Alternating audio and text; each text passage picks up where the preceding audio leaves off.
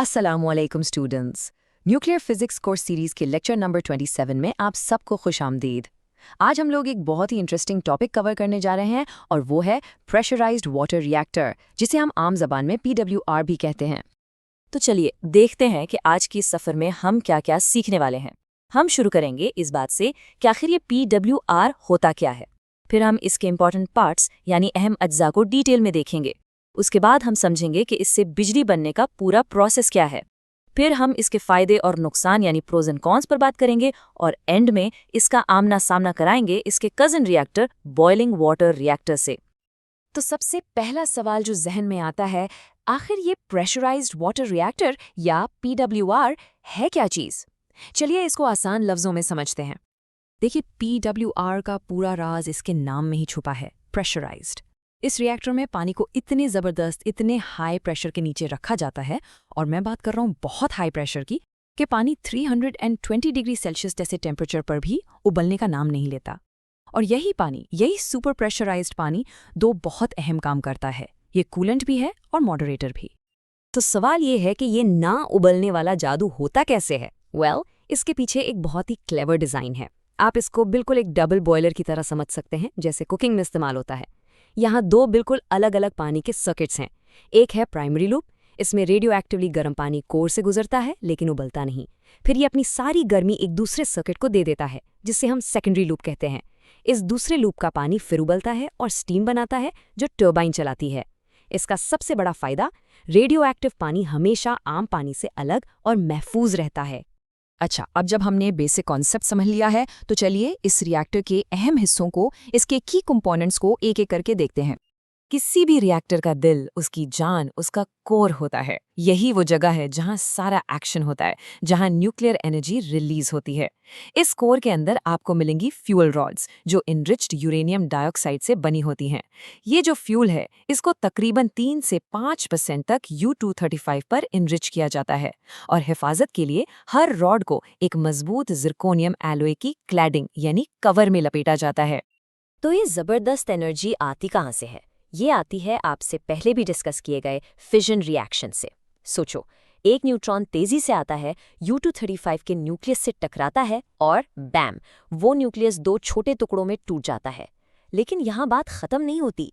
इसके साथ 3 नए न्यूट्रॉन्स और बहुत बहुत ज़्यादा एनर्जी, करीबन 200 MeV रिलीज होती है, और यही नए न्यूट्रॉन्स आगे जाकर और फिजन करते हैं, जिससे एक न रुकने वाला चेन रिएक्शन शुरू हो जाता है।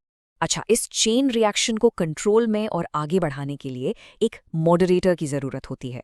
PWR की खूबसूरती ये है कि इसमें ये काम भी पानी ही करता है, बिल्कुल वही आम पानी, H2O।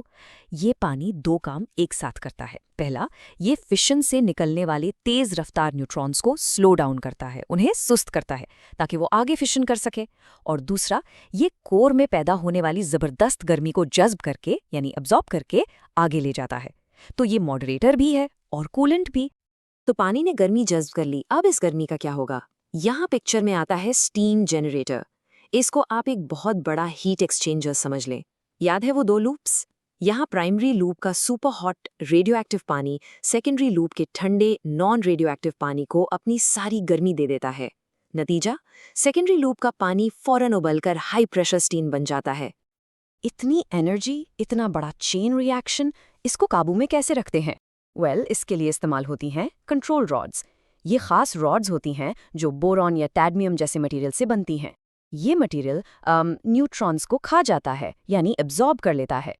जब इन रॉड्स को कोर में डाला जाता है, रिएक्शन स्लो हो जाता है। जब इन्हें बाहर निकाला जाता है, रिएक्शन तेज हो जाता है। और अगर कोई इमरजेंसी हो तो ये रॉड्स फौरन ग्रेविटी की मदद से कोर के अंदर गिर जाती हैं और रिएक्शन को अनहनन में बंद कर देती हैं। इस इमरजेंसी शटडाउन को स्क्रैम कहते हैं। और अब उस हीरो कंपोनेंट की बारी, जो इस पूरे शो का स्टार है, जिसकी वजह से इस रिएक्टर का नाम प्रेशराइज्ड है। जी हाँ, हम बात कर रहे हैं प्रेशराइजर की। ये एक यूनिक, एक अनोखा हिस्सा है जिसका सिर्फ एक ही काम है, प्राइमरी लूप के अंदर प्रेशर को मुसलसल हाई रखना। कितना हाई? तकरीबन 15 से 16 मेगापास्कल। ये काम वो इलेक्ट्रिक हीटर्स और वाटर स्प्रेस के कॉम्बिनेशन से करता है, बिल्कुल एक प्रेशर कुकर की तरह, लेकिन बहुत बहुत बड़े स्केल पर। अब ये सारा सिस्टम, ये कोर, ये प्रेशराइजर, ये स्टीम जनरेटर, ये सब एक बहुत ही मजबूत किला नुमा स्ट्रक्चर के अंदर बंद होता है, जिसे कहते हैं कंटेनमेंट वेसल। आपने अक्सर न्यूक्लियर प्लांट्स की तस्वीरों में वो बड़ा सा गुंबद देखा होगा, ये वही है। ये स्टील और कंक्रीट की मोटी दीवारों से बना होता है और इसके दो मकसद हैं। पहला, रेडिएशन को बाहर आने से रोकना, और दूसरा, अगर खुदा न खास्ता कोई हादसा हो तो उससे पैदा होने वाले प्रेशर को अपने अंदर महफूज रखना। Safety first, right? चलिए, तो हमने सारे पार्ट्स देख लिए। अब इन सबको जोड़ कर देखते हैं। आइए उस पूरे सफर को फॉलो करते हैं, एक छोटे से एटम से शुरू करके आपके घरों तक पहुंचने वाली बिजली के ग्रिड तक। तो ये पूरा प्रोसेस एक फ्लो में चलता है। स्टेप 1, कोर में फिशन होता है, प्राइमरी लूप का पानी गर्म हो जाता है। स्टेप 2, ये गर्म पानी स्टीम जनरेटर में जाकर अपनी गर्मी सेकेंडरी लूप को दे देता है। स्टेप 3, सेकेंडरी लूप का पानी उबलता है और हाई प्रेशर स्टीम बनाता है। स्टेप 4, ये स्टीम जाकर एक बड़ी सी टर्बाइन को तेजी से घुमाती है। स्टेप 5, टर्बाइन एक जनरेटर से जुड़ी होती है और जब टर्बाइन घूमती है तो जनरेटर बिजली बनाता है। और आखिरी स्टेप 6, टर्बाइन से निकलने वाली स्टीम को ठंडा करके वापस पानी बनाया जाता है और इस साइकिल को दोबारा शुरू कर दिया जाता है। सिंपल और एफिशिएंट। तो चलिए जरा इसकी ऑपरेटिंग स्पेक्स पर नजर डालें। आमतौर पर रिएक्टर के अंदर प्रेशर होता है 15 से 16 मेगापास्कल। कोर का टेम्परेचर 320 डिग्री सेल्सियस के आसपास रहता है। फ्यूल, जैसा हमने देखा, 3 से 5% तक इनरिच्ड होता है। और इन सब कंडीशंस में एक आम PWR कितनी बिजली बनाता है? तकरीबन 1000 मेगावाट। ये बहुत ज्यादा पावर है जो एक पूरे शहर को रोशन कर सकती है।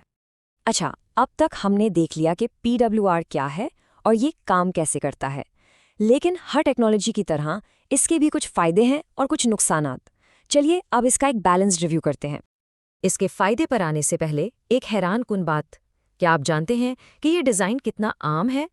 दुनिया भर में जितने भी न्यूक्लियर पावर रिएक्टर्स हैं, उनमें से 60% से भी ज़्यादा, जी हाँ, 60% से ज़्यादा इसी PWR डिज़ाइन पर चलते हैं। ये इसकी पॉपुलैरिटी का सबसे बड़ा सबूत है। तो ये इतना पॉपुलर क्यों है? इसके पीछे इसके ज़बरदस्त फ़ायदे हैं। सबसे बड़ा फ़ायदा सेफ्टी है, क्योंकि 2 अलग पानी के लूप्स हैं तो टर्बाइन तक कभी भी रेडियो एक्टिव मटीरियल नहीं पहुंचता। फिर इसका सिस्टम नेचुरली बहुत स्टेबल है। कोर का डिज़ाइन भी कॉम्पैक्ट होता है और सबसे अहम बात, ये एक प्रूवन टेक्नोलॉजी है, यानी सालों से आजमाई हुई और काबिले भरोसा। लेकिन जैसा कहते हैं, हर तस्वीर का दूसरा रुख भी होता है। कोई भी डिज़ाइन परफेक्ट नहीं होता। PWR के भी कुछ डाउनसाइड्स हैं। एक तो 2 लूप्स और प्रेशराइजर की वजह से इसका डिज़ाइन थोड़ा कॉम्प्लेक्स, थोड़ा पेचीदा हो जाता है। फिर इतना हाई प्रेशर होने की वजह से पूरे सिस्टम पर मैकेनिकल स्ट्रेस बहुत ज़्यादा होता है। इसकी थर्मल एफिशिएंसी, यानी गर्मी को बिजली में बदलने की सलाहियत, BWR के मुकाबले में थोड़ी सी कम, करीबन 32% होती है। और हाँ, पानी की मुसलसल सर्कुलेशन से जंग लगने यानी करोजन का रिस्क भी रहता है। तो इन फायदों और नुकसानात के बाद अब वक्त है इसका आमना सामना कराने का इसके सबसे बड़े कंपेटिटर से, बॉइलिंग वाटर रिएक्टर यानी BWR से। चलिए इन दोनों को साइड बाय साइड रखते हैं। देखिए, सबसे बड़ा फर्क, PWR में स्टीम जनरेटर में बनती है, जबकि BWR में पानी कोर के अंदर ही उबल जाता है। प्रेशर की बात करें तो PWR में बहुत हाई, करीबन 15 मेगापास्कल होता है, जबकि BWR में उससे आधा यानी 7 मेगापास्कल। इसका नतीजा, PWR की टर्बाइन तक रेडिएशन नहीं पहुंचती, जबकि BWR में पहुंचती है। कॉम्प्लेक्सिटी में PWR ज़्यादा कॉम्प्लेक्स है, BWR सिंपल है, लेकिन एफिशिएंसी में BWR थोड़ा सा, करीबन 2% बेहतर है। तो अगर हम आज के पूरे लेक्चर को समेटें तो हम कह सकते हैं कि PWR डिज़ाइन की पूरी फिलॉसफी 2 लफ्ज़ों के गिर्द घूमती है, कंट्रोल और कंटेनमेंट। हर चीज़ को कंट्रोल में रखो और हर चीज़ को महफूज रखो। यही वजह है कि ये दुनिया का सबसे काबिले भरोसा और सबसे ज़्यादा इस्तेमाल होने वाला रिएक्टर है, क्योंकि ये रेडियो एक्टिव और नॉन रेडियो एक्टिव हिस्सों को बिल्कुल अलग रखता है, जिससे बेहतरीन सेफ्टी मिलती है। और जाते जाते मैं आपके लिए एक सवाल छोड़कर जा रहा हूँ। हमने देखा कि PWR कितना रिलायबल है, लेकिन इसकी कुछ खामियां भी हैं। तो आपके ख्याल में आने वाली जनरेशन के रिएक्टर्स में ऐसी क्या नई चीज़ें, ऐसी क्या इनोवेशंस होनी चाहिए जो इस आजमूदा PWR डिज़ाइन से भी बेहतर साबित हो सकें? इस पर ज़रूर सोचिएगा।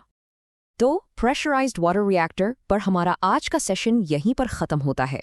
उम्मीद है आपने बहुत कुछ सीखा होगा। अगले लेक्चर में मुलाकात होगी।